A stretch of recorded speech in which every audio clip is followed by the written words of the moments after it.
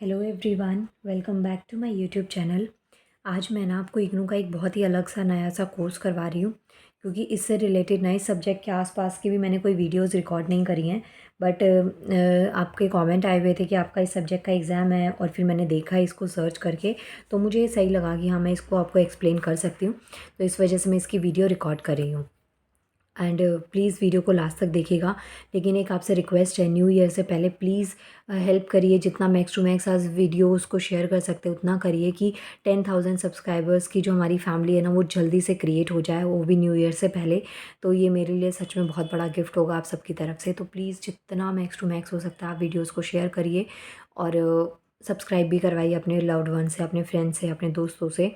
तो स्टार्ट करते हैं आज की वीडियो को। देखिए, सब्जेक्ट है हमारा BFDI 73, introduction to fashion industry. काफ़ी इंटरेस्टिंग मुझे ये सब्जेक्ट लगा, बट इतना टफ नहीं है। आप इसको थोड़ा रीडिंग भी करते हैं ना अच्छे से, तो आप इसके आंसर्स को बहुत प्यार से अटेम्प्ट कर पाएंगे। देखिए, जैसे पहला क्वेश्चन है, what is the future of Indian fashion industry. जो भारतीय फैशन उद्योग है उसका भविष्य क्या है, ये आपको व्याख्या करनी है। एक चीज़ के लिए मैं पहले ही सॉरी बोल दूँ, मेरा गला ना थोड़ा-सा ख़राब हो रहा है, इसकी वजह से मेरी आवाज़ बहुत गंदी आ रही होगी, नो डाउट। लेकिन हाँ, इतना मैं बोलूँगी कि आपको ना ये समझ आ जाएगा, तो प्लीज़ लास्ट तक ज़रूर देख लीजिएगा वीडियो को। सो देखिए, पहला क्वेश्चन आपको क्या कहता है कि आपको बताना है इंडियन फैशन इंडस्ट्री का फ्यूचर क्या है। तो देखिए, जो फ्यूचर जो इंडियन फैशन इंडस्ट्री है ना, वो एक ग्रेट टॉपिक है, टॉपिक ऑफ इंटरेस्ट है। मतलब इसमें सबको इंटरेस्ट आता है, ऐसा नहीं है कि ये एक बोरिंग सा टॉपिक है जिसमें आपको बात ही ना करने का मन करे। तो इस ये जो फैशन इंडस्ट्री है ना, ये एक ग्रेट टॉपिक ऑफ इंटरेस्ट है, प्लस इंपॉर्टेंस भी इसकी बहुत ज़्यादा है, ज़रूरी है। क्योंकि ये ना हमारी कल्चर और जो इकोनॉमिक लैंडस्केप है ना, उसको रिफ्लेक्ट करता है। प्लस सिर्फ इतना ही नहीं, इसके अलावा ये जो ग्लोबल इम्प्लीकेशंस है ना, उसको भी क्या करता है, सेट करता है। जब बात करें हम इंडिया की, तो इंडिया जो है ना, वो एक रिच और डाइवर्स हिस्ट्री है। यहाँ की, हमारे भारत देश की रिच और डाइवर्स हिस्ट्री रही है फैशन की, जो कि 1000 ईयर्स या बहुत ज़्यादा पहले के टाइम में भी अगर हम जाके देखें, तो वहाँ पे भी ना बहुत वैरायटी का जो ट्रेडिशनल क्लोथिंग स्टाइल है, चाहे वो फिर टेक्सटाइल हो, क्राफ्टमैनशिप्स हो, तो इसमें ना हम हमेशा से ही काफ़ी ज़्यादा आगे रहे हैं। ये चीज़ आपको पता है।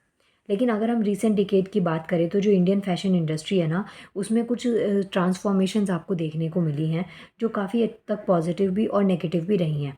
लेकिन ये जो ट्रांसफॉर्मेशंस आई हैं, इससे हमारी जो ग्रोथ है, इनोवेशन है, या जो ग्लोबल इन्फ्लुएंस है ना, वो काफ़ी ज़्यादा बड़ा है। तो इसी वजह से ना मैं कुछ पॉइंट्स आपको यहाँ पे दिखा देती हूँ। इस आंसर में आप इन इन पॉइंट्स को डिटेल में एक्सप्लेन करके एक अच्छा स्कोर आप कर सकते हैं। जैसे पहला पॉइंट आता है, कॉन्टिन्यूशन ऑफ ट्रेडिशनल क्राफ्टमैनशिप्स। अब इसका मतलब क्या होता है, जो इंडियन फैशन इंडस्ट्री है, वो डीप रूटेड कनेक्शन है किससे, ट्रेडिशनल क्राफ्टमैनशिप से। अगर हम बात करें, तो हमारे यहाँ पे हैंडलूम हो गया, वीविंग हो गया, ब्लॉक प्रिंटिंग हो गई, एम्ब्रॉयडरी है, डाइंग मेथड्स हैं। तो ये बहुत टाइम से, जनरेशन टू जनरेशन, ये क्या हो रहा है, पास हो रहे हैं। और ये जो टेक्निक्स है ना, ये सिर्फ हमारा सोर्स इस चीज़ का नहीं है कि हमें एक नेशनल प्राइड मिल रही है, लेकिन ये एक ग्लोबल फैशन मार्केट में डिफरेंस क्रिएट करने के लिए भी ये जो हमारी स्किल है ना, ये बहुत इंपॉर्टेंट है। तो ये पॉइंट्स आप यहाँ पे लिख सकते हैं, जहाँ पे जो ये क्राफ्टमैनशिप्स और प्रैक्टिसेस होती है, इसमें रिन्यूड फोकस होता है किसके ऊपर, प्रिजर्विंग के ऊपर, या इसको प्रमोट करना। प्लस जो डिज़ाइनर्स या ब्रांड होते हैं, वो इंक्रीज़ करें, प्लस रिकग्नाइज करें वैल्यू इन टेक्निक्स की, कि ये जो पुराने टाइम की टेक्निक्स है, ये कितनी ज़्यादा इंपॉर्टेंट है। जैसे आप देखेंगे, पहले वाला जो कल्चर है ना, वो धीरे धीरे काफ़ी हद तक वापस आ रहा है। लोग ना ट्रेडिशनल के ऊपर ज़्यादा डिपेंडेंट रह गए हैं। थीम पार्टीज़ आप देखेंगे, जो इवन क्लब्स वगैरह होते हैं, या जो ढाबा स्टाइल होते हैं, तो उसमें भी आप देखेंगे, जो पुराने टाइम पे जूट की जो खाट होती थी, वो आज की डेट में आपको देखने को मिलती है। तो जो पुराना टेक्सचर है ना, यही चीज़ें आपकी ट्रेडिशनल क्राफ्टमैनशिप में आप लिख सकते हैं, कि ये जो टेस्ट है ना, ये दोबारा से आ रहा है हमारे इन्वायरमेंट के अंदर।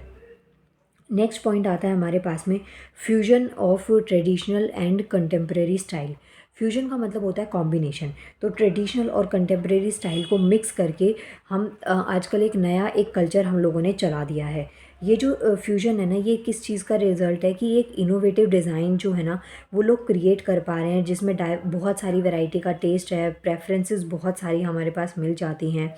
प्लस में ये जो डिज़ाइनर्स हैं ना, ये जो एक्सपेरिमेंट करते रहते हैं ट्रेडिशनल के साथ में, और जो कंटेम्प्रेरी स्टाइल है या जो मार्केट में चल रहा है उसके साथ में जो ये एक्सपेरिमेंट्स होते हैं, ये काफ़ी हद तक ना लोगों को बहुत ही कैची लगते हैं।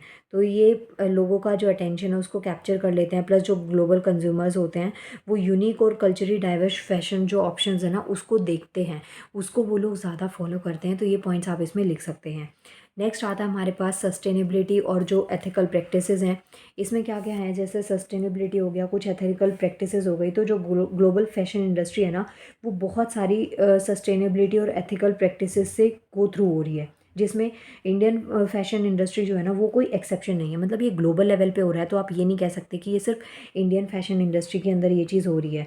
जो कंज्यूमर्स हैं ना वो बहुत ज़्यादा कॉन्शियस हो रहे हैं इन्वायरमेंट को लेके। प्लस जो आपके क्लोथ हैं, कपड़े जो आप पहन रहे हैं या फिर क्लोथिंग चॉइस है, इंडियन फैशन ब्रांड्स हैं, तो वो ना इस चीज़ को लेके काफ़ी कॉन्शियस हो रहे हैं कि उसका इन्वायरमेंट के ऊपर या सोशल इम्पैक्ट उसका कैसा होगा। प्लस जो इंडियन फैशन ब्रांड्स हैं ना वो भी इस चीज़ को क्या करें, अडॉप्ट करें। इसका मैं एक कॉमन से एग्जांपल आपको देती हूँ। जैसे आपको पता है प्लास्टिक ना हमारे इन्वायरमेंट के लिए, नेचर के लिए बहुत हार्मफुल है। तो आप देखेंगे जो अच्छे ब्रांड है, काफ़ी बड़े बड़े ब्रांड है ना, उन्होंने इसको काफ़ी हद तक रिप्लेस कर दिया पेपर से। मोस्टली जो शॉपिंग कॉम्प्लेक्स हैं, जो शॉपिंग मॉल्स वगैरह, वहाँ पर आप जाएंगे ना तो चीज़ें जब भी आप लेंगे तो 99% चांसेस हैं कि वहाँ पर आपको पेपर बैग ही देंगे या फिर बायोडिग्रेडेबल बैग देंगे या जूट बैग देंगे, जो हमारे इन्वायरमेंट पर नेगेटिव इम्पैक्ट नहीं डालते। तो ये क्या चीज़ होती है, सस्टेनेबिलिटी और कुछ एथिकल प्रैक्टिसेस होती हैं जो कि हम लोग करते हैं। नेक्स्ट आता है टेक्नोलॉजिकल एडवांसमेंट। ये बताने की ज़रूरत नहीं है, लेकिन फिर भी मैं इसलिए बता रही हूँ कि अगर आपको पॉइंट्स ना मिल रहे हो कि आप क्या लिखें तो ये आपको काफ़ी हेल्प करेगा। तो देखिए जो टेक्नोलॉजिकल एडवांसमेंट है ना, इसका मतलब क्या है, जो हमारा जो मॉडर्न एरा है, जो आज का जो टाइम है ना, उसमें हम टेक्नोलॉजी पे बहुत ज़्यादा डिपेंड हो गए हैं। आप इमेजिन ही नहीं कर सकते, अपनी लाइफ तो छोड़िए, आप अपने दिन के कुछ 2 to 3 आवर्स भी आप इमेजिन नहीं कर सकते without phone, without technology. Even आप आजकल किसी के घर पे ना वाईफाई लगा हो तो आप उसमें देखेंगे कि वाईफाई बंद हो जाए या कुछ एरर हो, नेटवर्क एरर हो, तो ही लोग ना बाहर निकलते हैं अपने रूम से या फिर एक दूसरे से बातचीत करते हैं। अदरवाइज़ सब अपनी अपनी दुनिया में जो सोशल लाइफ सबने क्रिएट करी हुई है ना, चाहे इंस्टा हो, चाहे फेसबुक हो, व्हाट्सएप हो, यूट्यूब शॉर्ट्स हो, तो ये बहुत टाइम कंज्यूमिंग चीज़ें हैं। हम इसमें ना अट्रैक्ट होते हुए और काफ़ी देर अपना बहुत जो क्रूशल टाइम है ना वो सब हम अब इसमें लगाते हुए चले जाते हैं। सो टेक्नोलॉजी जो है ना वो एक सिग्निफिकेंट रोल प्ले करती है इंडियन फैशन के अंदर, चाहे वो वर्चुअल हो, चाहे आर्गुमेंटेड रियलिटी हो।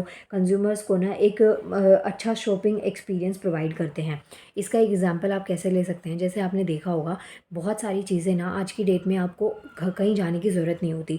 आप ना एक सिंगल क्लिक से दूर होते हैं, ऑनलाइन शॉपिंग आप करते हैं जहाँ पे वो पर्टिकुलर चीज़ के आपको रिव्यू पढ़ने को मिलते हैं। लोगों ने अगर उसको मंगाया है तो वो मंगवाने के बाद में कैसा दिख रहा है, क्योंकि कई बार क्या होता है कि जो फ़ोटोज़ होती हैं ना उसमें चीज़ें अलग दिखती हैं और जो रियलिटी होती है उसमें चीज़ें बहुत अलग दिखती हैं।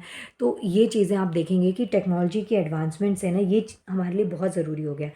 प्लस अगर हम फैब्रिक की या स्टाइल की बात करें तो उसमें आजकल हम बहुत ज़्यादा 3D प्रिंटिंग देखते हैं, डिजिटल फैब्रिकेशन टेक्निक्स देखते हैं, जो हमारे जो डिज़ाइन है उसको बहुत ही क्रिएटिव बना देता है। कस्टमाइजेबल गारमेंट्स होते हैं जहाँ पे आप अपनी फ़ोटोज़, अपने लव्ड वंस की फ़ोटोज़ या अपनी कोई फैमिली पिक्चर या कुछ भी आप जो आपको पसंद है ना वो आप उस पे कस्टमाइज़ करवा सकते हैं।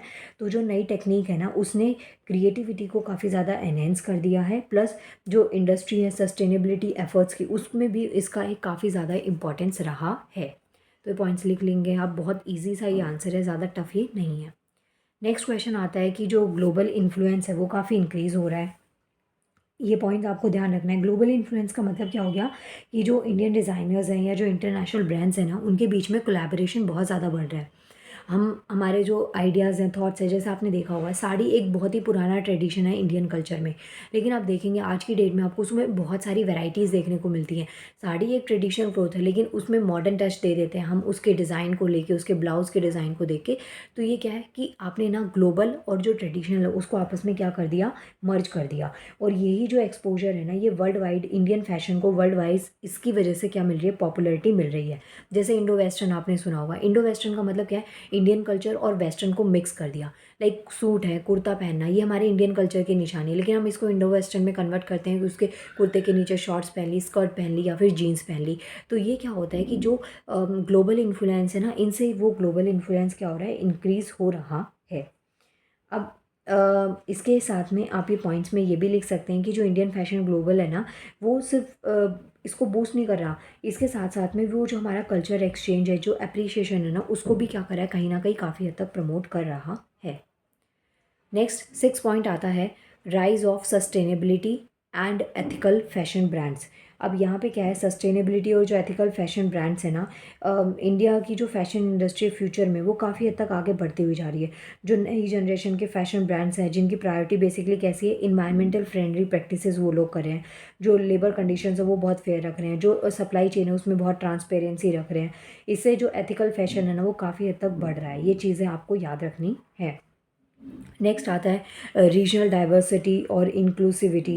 रीजनल डाइवर्सिटी का मतलब हो गया जहाँ पे मल्टीट्यूड ऑफ कल्चर हो गया। इंडियन कल्चर में आपको पता है ट्रेडिशंस बहुत है, रीजनल स्टाइल बहुत ज़्यादा है। तो जो फ्यूचर है ना हमारे इंडियन फैशन इंडस्ट्री का, वो कहीं ना कहीं इसको सेलिब्रेट करते हुए इम्फेसाइज हो रहा है कि जो डाइवर्सिटी है वो बहुत ज़्यादा देखने को मिलेगी, प्लस जो इंक्लूसिविटी है ना उसको हम बहुत ज़्यादा प्रमोट कर रहे हैं। तो ये पॉइंट्स आप लिख सकते हैं। नेक्स्ट आता है innovative retail model. Innovative retail model का मतलब क्या हो गया कि जहाँ पे ई कॉमर्स साइट्स हैं, जहाँ पे बहुत सारे आपको अलग अलग वैरायटी के शॉपिंग प्लेटफॉर्म्स आपको देखने को मिलते हैं। ये ई कॉमर्स साइट्स हैं जो आपके काम को बहुत इजी कर देते हैं, आपका टाइम बहुत सेव कर देते हैं। इवन आपको एक सिंगल क्लिक पे बहुत सारे ऑप्शंस दिख जाते हैं। तो ये पॉइंट्स आप यहाँ पे अपने आंसर में इंक्लूड कर सकते हैं। और एट लास्ट आप यहाँ पे जो है ना कुछ गवर्नमेंट की इनिशिएटिव्स और पॉलिसीज़ भी इसमें डाल सकते हैं, अगर ये आपका लॉन्ग आंसर आता है। जैसे आपने देखा होगा मेक इन इंडिया, ये हमारे गवर्नमेंट की पॉलिसी इनिशिएटिव है। हैंडलूम डे होता है, कुछ ऐसे कैंपेन्स हम लोग स्टार्ट करते हैं जहाँ पे जूट को, खादी को, इन चीज़ों को प्रमोट किया जाता है कि हम पोल्यूशन कम से कम करें, जो इन्वायरमेंट है उसमें पोल्यूटेंट कम से कम क्रिएट करें, या उस इन्वायरमेंट को हार्म हम कम से कम पहुँचाएँ। तो ये इनिशिएटिव्स, ये पॉलिसीज़ आपको याद रखनी है। ये हमारी जो फैशन इंडस्ट्री है उसकी ग्रोथ को बहुत ज़्यादा प्रमोट करती हैं, प्लस जो इन्वेस्टमेंट है उसको इंक्रीज़ करती है, इंफ्रास्ट्रक्चर डेवलपमेंट को बढ़ाती है, और इसके साथ साथ में जो इंटरनेशनल कोलैबोरेशन है ना उसको भी काफ़ी हद तक बढ़ाते हैं। तो पॉइंट्स इसमें लिख सकते हो। लास्ट में आप कंक्लूजन दे सकते हैं कि जो इंडियन फैशन इंडस्ट्री है उसके बहुत ज़्यादा ग्रेट प्रॉमिसेस होते हैं। एक potential growth, innovation, global influence को होल्ड करता है, और कल्चर हेरिटेज को भी हम लोग कंटिन्यू कर रहे हैं। तो ये पॉइंट्स आप यहाँ पे इंक्लूड कर सकते हैं। एक बार फिर से यहाँ देख लीजिए, इन पॉइंट्स को याद रखना है। पहला आता है continuation of traditional craftsmanship, second आता है fusion of traditional and contemporary style, next आता है सस्टेनेबिलिटी एंड एथिकल प्रैक्टिसेस हो गया, फिर टेक्नोलॉजिकल एडवांसमेंट हो गया, फिर ग्लोबल इन्फ्लुएंस को हम इंक्रीज़ कर रहे हैं, rise of sustainable and ethical fashion brand हो गया, फिर डाइवर्सिटी और इंक्लूसिविटी को हम रीजनल वाइज इंक्रीज़ कर रहे हैं, इन रिटेल मॉडल्स को बहुत इनोवेटिव कर रहे हैं, कुछ गवर्नमेंट इनिशिएटिव्स हैं, कुछ पॉलिसी सपोर्ट्स हैं जो आप यहाँ पे लिख सकते हैं, और एट लास्ट इस क्वेश्चन के आप कंक्लूजन दे सकते हैं। नाउ नेक्स्ट क्वेश्चन देखते हैं। आपको ना जैसे ये जो क्वेश्चन था ये काफ़ी बड़ा था, ये जो था ना ये लॉन्ग आंसर था, लेकिन नेक्स्ट क्वेश्चन जो है ना आपके लिए क्या लेकर आया है, शॉर्ट नोट लेकर आया है। देखिए शॉर्ट नोट में ना आपको वर्ड लिमिट कम होती है, और वहाँ पे साथ ही साथ आपके मार्क्स भी थोड़े से कम हो जाते हैं। लेकिन आपको क्या चीज़ ध्यान रखना है कि ये जो पेपर है ना ये आपका 50 मार्क्स का था, मैंने देखा था जहाँ पे, तो वहाँ पे ना सिर्फ 50 मार्क्स इस क्वेश्चन के लिए अलॉट करे गए। तो इसका मतलब ये है कि यहाँ पे आपको अपनी स्पीड बढ़ानी होगी। क्वेश्चन आपको वही 5 करने हैं, लेकिन आपको अपनी स्पीड बढ़ानी पड़ेगी और अपने वर्ड्स को थोड़ा इफेक्टिव रखिएगा। और इस पेपर में ना आपके लिए अच्छी बात ये है कि आप थोड़ा सा इसमें अपने फ्लो चार्ट्स को भी ऐड कर सकते हैं, तो वो आपको काफ़ी ज़्यादा हेल्प करेगा। आगे देखिए, नेक्स्ट आता है हमारे पास ब्रांडेड मार्केट, ब्रांडेड बाज़ार। इसके ऊपर ना आपको शॉर्ट नोट लिखना है। अब ब्रांडिंग का मतलब क्या है, कोई चीज़ ब्रांड है तो उसका मतलब क्या है, उसका एक यूनिक नेम है, उसका सिंबल, कोई डिज़ाइन, या फिर जो इमेज है प्रोडक्ट की, या फिर जो सर्विस है ना वो यूनिक है। जब और लोगों से अलग होगी तभी तो आप उसको ज़्यादा परचेस करेंगे। अगर वो सबकी तरह सिमिलर होगी तो उसकी ज़्यादा मार्केट वैल्यू नहीं बन पाती है। अब देखेंगे हमारे पास ना बहुत सारे अलग अलग टाइप के ब्रांड अवेलेबल है, तो आप देखेंगे उनका कैरी बैग है, उनका जो डिज़ाइन है, उनकी जो साइट्स है, या जो पेमेंट सर्विसेज हैं, वो सब काफ़ी हद तक कुछ अलग होती हैं, कुछ उनमें यूनिक आपको देखने को मिलता है। इवन बहुत से ऐसे ब्रांड आपने देखे होंगे जहाँ पे ना उनका एक लोगो बना हुआ है, सिंबल बना हुआ है, जिससे आपको पता चल जाता है, उनका पूरा नाम भी आपको देखने को नहीं ज़रूरत पड़ती। तो ये पॉइंट्स हैं कि ब्रांडिंग का मतलब क्या होता है, जहाँ पे एक यूनिक नाम है, एक सिंबल है, एक डिज़ाइन आपको दे रखा है, या फिर जो प्रोडक्ट है उसकी इमेज या फिर सर्विस कुछ यूनिक है, तो उसे हम ब्रांड कहते हैं। अब यहाँ पे देखिए, यहाँ पे कुछ बेनिफिट्स होते हैं इसके ब्रांडिंग के, क्या जो बेनिफिट्स क्या हैं, इससे जो कस्टमर है ना वो काफ़ी हद तक इंक्रीज़ होते हैं। जो कस्टमर की लॉयल्टी है वो काफ़ी ज़्यादा बढ़ती है ब्रांड के नाम से। जैसे कि कोई ब्रांड है जिसकी मार्केट वैल्यू काफ़ी अच्छी है, तो आपको एक आइडिया लग जाता है कि यहाँ से कुछ भी आप खरीदेंगे ना तो वो अच्छा ही निकलेगा। तो ये क्या है कि जो कस्टमर की लॉयल्टी है ना वो इंक्रीज़ करी है, प्लस जो मार्केट शेयर है ना वो काफ़ी ज़्यादा बढ़ेगा, प्लस जो प्रॉफिट का जो रेशो है ना वो भी बहुत ज़्यादा आपको देखने को मिलेगा कि वो प्रॉफिट जो है ना वो भी काफ़ी हद तक बढ़ा हुआ आपको देखने को मिल जाता है। सेकंड जो एडवांटेज है वो आता है डिफरेंशिएशन, या फिर ब्रांड को रिकॉग्नाइज़ कर सकते हैं, बहुत ईजिली किया जा सकता है। कस्टमर की लॉयल्टी जो मैंने ऊपर आपको बता ही दिया, प्लस परसीव्ड वैल्यूज़ हो जाती हैं। कुछ कॉम्पिटिटिव एडवांटेजेस भी हो जाते हैं कि आपके साथ में और भी मार्केट में लोग उतर रहे हैं, तो आप ना आप उस चीज़ को और ज़्यादा बढ़ाने का ट्राई करते हैं कि चलो अब इस चीज़ को और ज़्यादा प्रमोट करते हैं, इन्हेंस करते हैं। तो ये पॉइंट्स आप लिख सकते हैं। कुछ फाइनेंशियल बेनिफिट्स भी होते हैं कि आपको काफ़ी हद तक ना चीज़ें मिल जाती हैं, लाइक कि आप अच्छा अमाउंट आप रिसीव करने लग जाते हैं, एक कम टाइम में ही एक अच्छी मार्केट आप सेट कर लेते हो, तो उससे आपको बहुत एडवांटेज भी देखने को मिल जाता है। तो ये पॉइंट्स आप इसमें लिख सकते हैं। ये ना थोड़ा लॉन्ग वीडियो हो गई थी, तो मैं सोच रही हूँ कि आगे के जो क्वेश्चंस हैं ना वो मैं नेक्स्ट पार्ट में कंटिन्यू कर दूँ आपके, और फिर हाँ जी नेक्स्ट के क्वेश्चंस हम नेक्स्ट पार्ट में कंटिन्यू करते हैं। आप देखिए ये आपका सब्जेक्ट कोड है, please max to max share करिए, और न्यू ईयर से पहले अभी कुछ दिन ही बचे हुए हैं दिसंबर ख़त्म होने में। Please please I request you कि 10,000 सब्सक्राइबर्स हमें जल्दी से कंप्लीट करने हैं। फिर एक छोटा सा व्लॉग मैं डालूँगी सेलिब्रेशन का। नाउ मिलते हैं नेक्स्ट वीडियो में। Thank you.